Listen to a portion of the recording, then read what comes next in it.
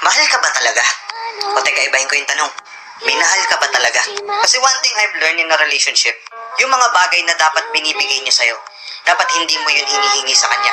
Hindi mo dapat hinihingi yung respeto. Hindi mo kailangang ipaalala sa kanya na, oh, mag-care ka naman. Paramdam mo naman sa akin na bahal mo ko. Hindi mo na dapat hinihingi yung mga simpleng bagay na dapat ginagawa niya sa'yo ng kusa.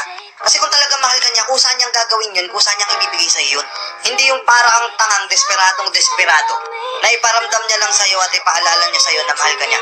Kasi kung totoong mahal ka ng isang tao, magkukusa siya. Kusa niyang ipaparamdam sa'yo na mahal ka niya. Kusa niyang ipaparamdam sa'yo na nagkikare siya, na nagpapahalaga siya. Pero bakit ganun?